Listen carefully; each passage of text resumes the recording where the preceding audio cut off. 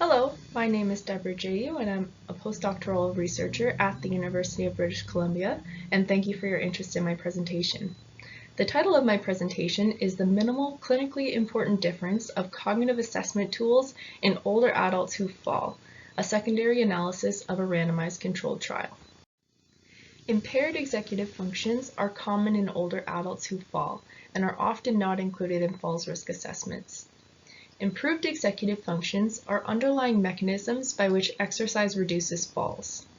The minimal clinically important difference, from here on I will refer to this as the MCID, is important for understanding whether observed changes are clinically meaningful. However, MCID values for cognitive assessment tools are not established in any population. The objective of the study was to determine the MCID of three main measures of executive functions: the digit symbol substitution test, or DSST, which is a measure of processing speed, the color word Stroop, which is a measure of inhibition, and the trail making test, or TMT, which is a measure of set shifting, using the Montreal Cognitive Assessment Tool, or MoCA, which is a measure of global cognition, as the anchor measure in older fallers who participated in a 12-month randomized controlled trial. 242 participants took part in this study. 114 received the Otago exercise program plus usual care from a geriatrician, and 128 participants just received usual care from a geriatrician.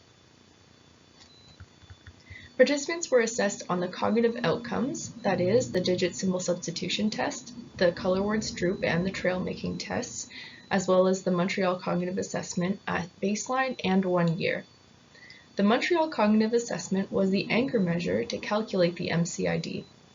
Wu and colleagues in 2019 identified a change of 3 points on the MoCA to be a meaningful difference in global cognitive functioning in individuals with stroke. We used this value to categorize our participants into those who had a meaningful improvement, a meaningful decline, and non-responders in MoCA scores from baseline to 1 year. We used MoCA values of greater than or equal to +3, less than or equal to -3, and -2 to +2 respectively to categorize participants, as you can see in the table headings. The mean and standard deviations are shown in the table unless otherwise specified. We use distribution-based approaches as well to derive the MCID using a standardized effect size of 0.5, and we accounted for the variability at baseline and 1 year for each executive functions test, as you can see with this formula. The area under the curve for all three executive functions tests were all above 0.7 for both meaningful improvements as well as meaningful declines in MoCA scores from baseline to 1 year. This table depicts the MCIDs for both the anchor and distribution-based approaches for all three executive functions tests. As you can see, the distribution-based MCID revealed very high variability in the Stroop as well as the trail-making tests. Thus, we did not calculate an MCID for these tests and only calculated an MCID for the DSST. This was the first study to establish MCIDs in executive functions measures. Notably, improvements of 2 to 3 symbols or greater on the digit symbol substitution test are indicative of significant progress in processing speed in older adults who fall, while less than or equal to -3 symbols on the digit symbol substitution test is indicative of a meaningful decline in processing speed.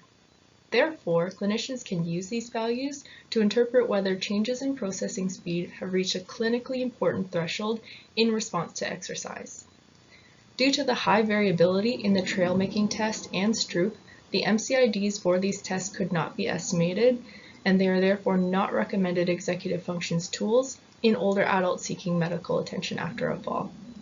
Thank you very much for your attention. I hope you enjoyed this presentation.